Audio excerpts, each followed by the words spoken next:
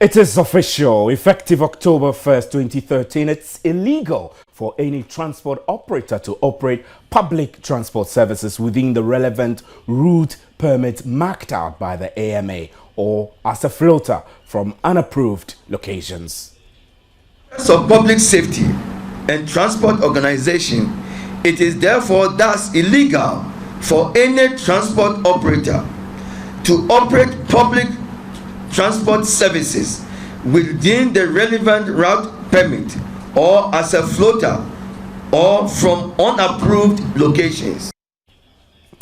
The Accra Metropolitan Assembly boss Neo Vanderpoel, who announced this on Thursday morning at a media briefing here in Accra, reiterated the Assembly's commitment to punish offenders. My name is Stephen Enti, and this is today's big story.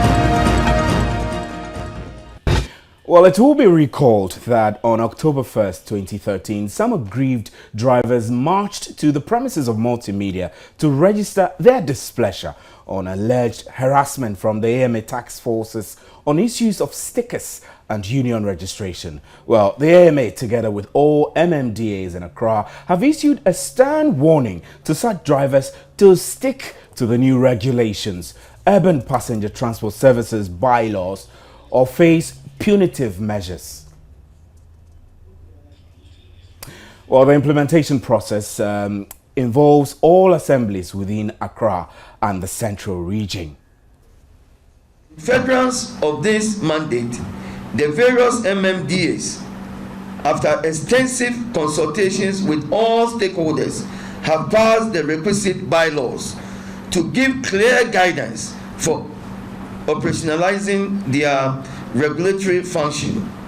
The process of passing the urban passenger transport services bylaws at the various assemblies within the Greater Accra metropolitan area and Kaswa in the central region comprising the following: the Accra Metropolitan Assembly, the Tema Metropolitan Assembly, the Ashaman Municipal Assembly, Adenta Municipal Assembly, the East Municipal Assembly, the West Municipal Assembly, the South Municipal Assembly, the Central Municipal Assembly, the Kuku Municipal Assembly, la Dadekotopon Municipal Assembly, la Nkwantama Madina Municipal Assembly, Ewutu Senya East Municipal Assembly, and last but not the least, the Katamanso District Assembly. It must be stressed that the assemblies do not look at the implementation of the bylaws and the reforms in general as an opportunity to improve its revenue generation, but rather as a means of ensuring that the quality of service provided the commuter is constantly improved. Well, he also adds the move was necessitated by activities of recalcitrant drivers. Recently, I also have a call one morning, said, Mr. Mayor, please, you need to go to conference center, in front of conference center. There is a new taxi station. Then another time, I'll get a call, please go to Laboni Junction. There is a new taxi station. I mean, this is the order of the day. Every day you wake up, go to Circle, there is a new taxi station. This has become the order of the day. They need to be brought to an end. This unfortunate situation frequently results in indisciplined traffic behavior and creates unnecessary congestion and confusion, as well as compromising public safety along vital sections of the road network, compounding the mobility challenges in Accra. The public nature of the services rendered by the public transport sector demands that some standards and controls must be centrally established and enforced in the interest of public safety. A representative from the Ghana Private Road Transport Union, Abbas Ibrahim, says the union is in full support of the new directive and called on all commercial drivers to comply. AMA, we've been paying yearly stickers and we've been renewing our commercial driving license. With this BRT UTP system, the only new thing which was brought was the registration of our routes, which we felt was very good for us because normally GPRTU, undisputedly, we are the leading private transport organization in this country. And in most cases, when we toil and get our routes running very viable, somebody will come with the explanation that we have freedom of association. So he will also come and form another union and demand that he will run from where we are running to where we are going, which does not augur well for us. But well, with the explanation that we have freedom of association, this thing has been going on for a very long time, which we were not happy with. So with this new concept, which has brought in that we should register our routes, which of course, if you're able to register that route, it belongs to you. Nobody will come and take it from you. I think we are okay with it. So we are surprised to hear some of our colleagues agitating that they have no knowledge about what is happening, that AMA are doing things which are not friendly to them. I don't think what they did. I would say maybe there are some of the recalcitrant drivers who doesn't want to go within the confinement of the law. The new directive is expected to ensure that every driver belongs to a recognized registered union, and this, the Assembly believes, is a sure way to track taxi drivers who engage in criminal activities.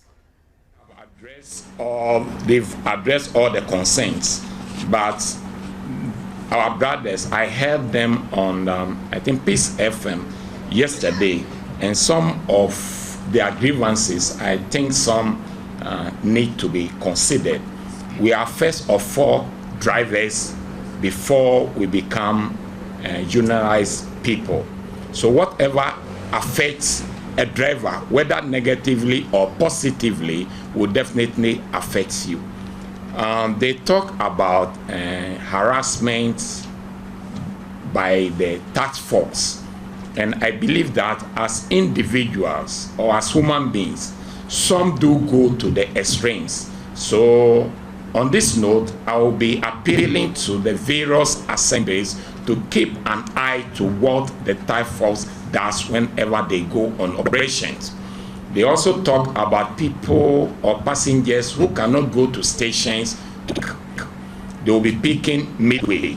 Yes, it's true, because based on where you live, you cannot ever go to a station, but you have to pick in between. There's this thing about the task force that they are saying bus stops are meant for buses to stop or taxis to stop and alight passengers. If I can stop and alight passengers, then of course I should be allowed to pick as well if the passenger is there. What we are asking them not to do is that to use the various bus stops as their loading points. Now our bus stops are chokes with taxis and trotro as stations. So when you reach there and you have a passenger, you have no place to even stop and then alert your passengers. So I'm appealing to them also. The directive is simple and it's not difficult to comply with. The directive is that form an organization if you don't want to join the already existing one, and register with the various assemblies. Get your people to acquire the various driving permits from the various assemblies and acquire the various stickers. This is not difficult to do if you are law-abiding citizens. Nobody is forcing anybody to join the existing groups if you don't want to be part of them. But be recognized. This is what the law is saying.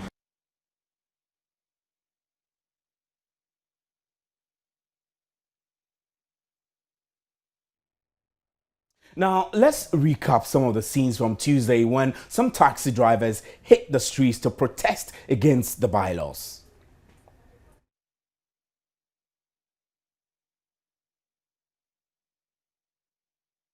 denti aye ko ne say yem pese obi be ba be hihye obi afunum say young boy begitio begisikan ne enko robo ana say yanko ne enko tu aban bedi echi ne enko ya bibisa na yem penti na yako na denti aye ko ne say ya yegu anyina ya young and upcoming boys ayeba obi abetime kitati obeti atiaskan by yano yem pese Ghana be sa na utifie uni ejuma ya obimba ma osika ubako ba uwo ejuma ya obi be confuse wa unko enu na ye kwama magana atrasrachi ya dasi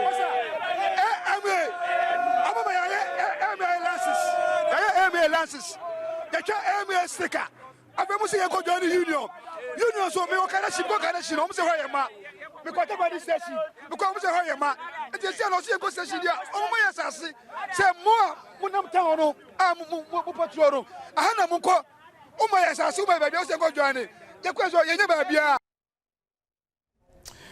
Well, let's get back on the telephone lines and speak to some officials of the Ghana Private Road Transport Union. Robert Saba joins us now.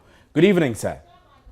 Good evening. This doesn't look like a very simple issue. Is it a simple issue to you? Robert Saba, can you hear me? I'm not hearing you well at all. Right, let me try and speak whether you can hear. Can you hear me now? Can you hear me, Mr. Saba?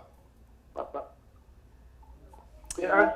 Yeah, if you can hear me, I'm asking whether this appears to be a simple matter for the GPRTU. Is that a GPRTU? I'm asking, as a chairman of the Greater Accra branch of GPRTU, whether this whole decision to, limit commercial drivers within the approved routes is a simple one for you.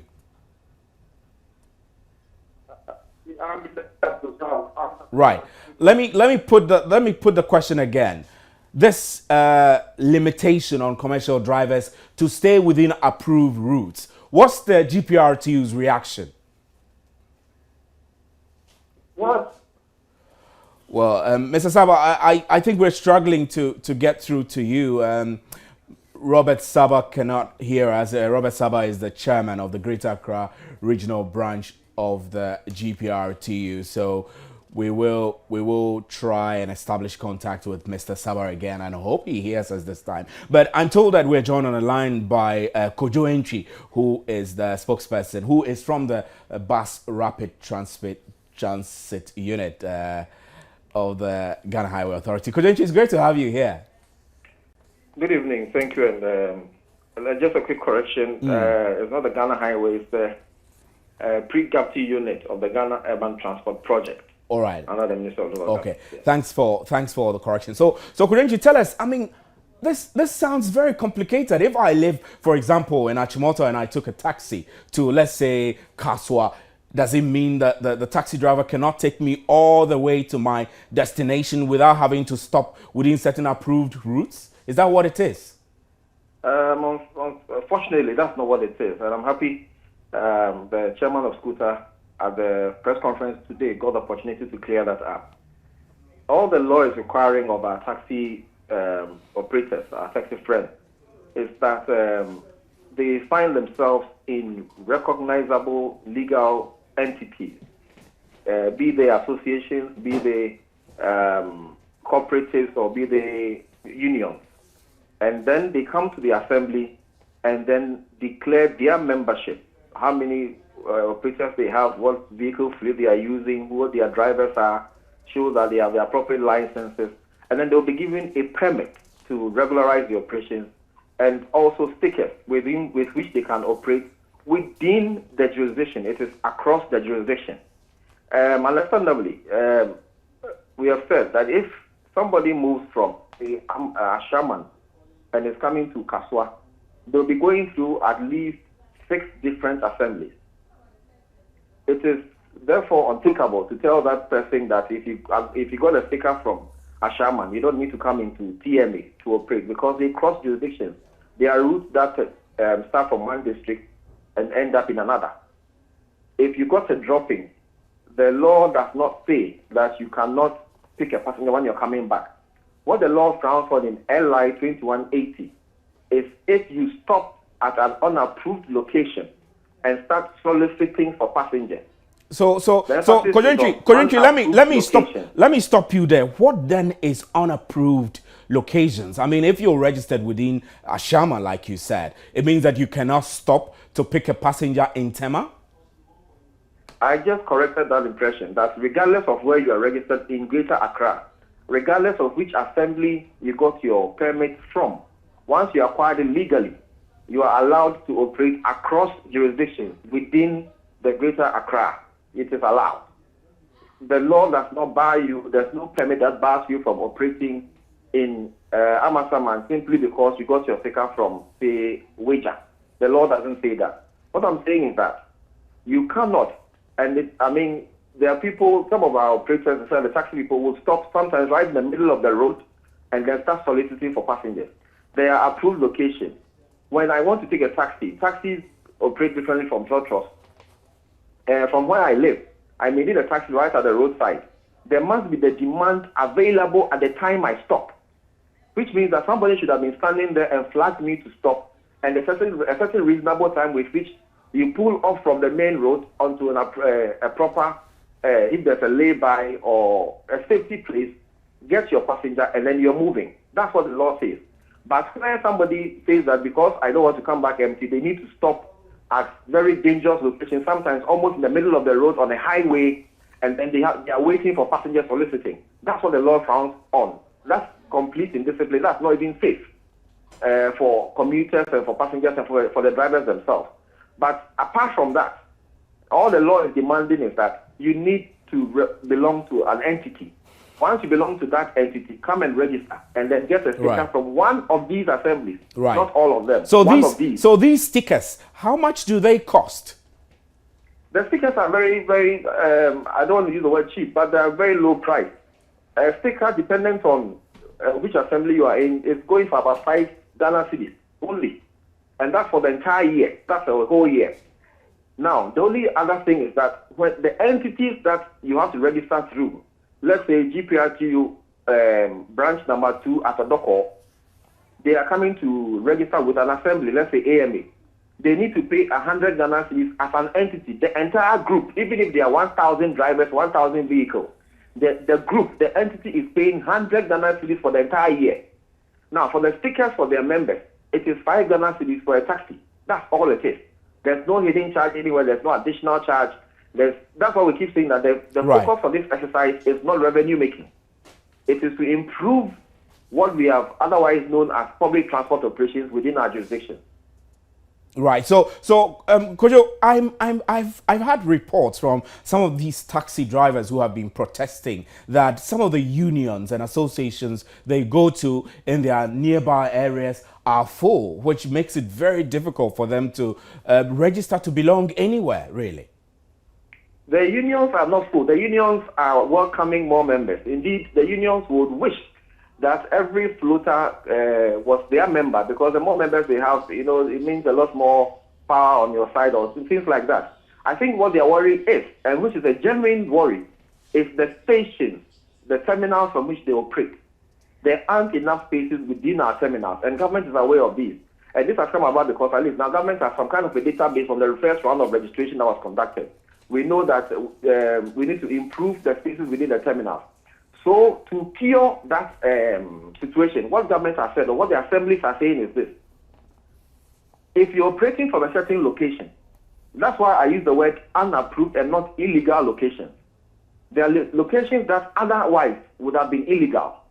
But because of the fact that there are constraints in the station, and we are not forcing everybody into the station, they have some of these locations have been allowed by the assemblies for public transport purposes.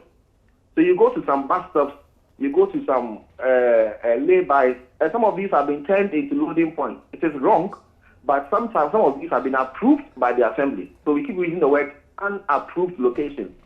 If you register with the assembly, they will come and check this location from which you're operating, and then you'll be allowed. So yes, there's a concern about capacity of our stations, our terminals to accommodate all the taxis, all the trotros operating. But provision has been made while government works to improve or to expand the facilities within our terminal so that we can accommodate everybody. Right. So how do you plan really to enforce this? I mean, effective 1st October, if a car drives with the wrong stickers, for example, how are you going to enforce that they stick to the bylaw and they obey the bylaws? Yes, it's quite simple. I believe the effect of the enforcement is what we have felt. That's why we are discussing this, because some of the operators have been stopped by the enforcement agents. And every assembly has metro guards. They have security people they work with, trained. Now, they have also received assistance from the MTTU. The district commanders within the jurisdiction of Greater Accra have been asked to assist. So where the enforcements are taking place, you see both uniformed police personnel belonging to the MTTU and Assembly Metro Guard, and they are moving around. They have drawn a map of their jurisdictions and they have placed themselves at vantage points where they know there are problems. They are visiting the the unapproved loading points. They are checking the stickers, the sports checks, and so that's what they are doing. There's a general program, and let me emphasize that it is not just AMA, it is cutting across all the assemblies, all 13 assemblies in Greater Accra. So that's really, why they are feeling the heat now, because so really, Kojo, I mean, let's get practical. If I were a taxi driver, how would I easily identify which routes are unapproved and which are not approved, and which my sticker will permit me to work in? If you were a taxi driver and you acquired your sticker legally through your entity and the assembly gave you a sticker, every route is an approved route. That's what it is. Every route is an approved route. Of course, within the operators themselves, the taxis and then the trotros, they have some ground rules they work with. There are people who have tried a particular route, they are registered a particular with the assembly, and then they have been given permits to run those. Without government intervention, if you go to a particular place, maybe Kaneshi Station, you are not a member, you want to go and run on a particular route, they don't allow you, they stop you. Those are their own rules, and it is good. They have some of those rules. But apart from that, those largely are more for the trotro operations. Where taxi operations are concerned, I mean, they move around, like you're saying. If you get a dropping to a particular location, you're allowed to find passengers when you're coming back. They may not allow you into their station because you may not be a member of their station. And that's a general rule everywhere. But otherwise, every route is an approved route within the jurisdiction of Greater Accra region once you acquired your permit legally through an entity.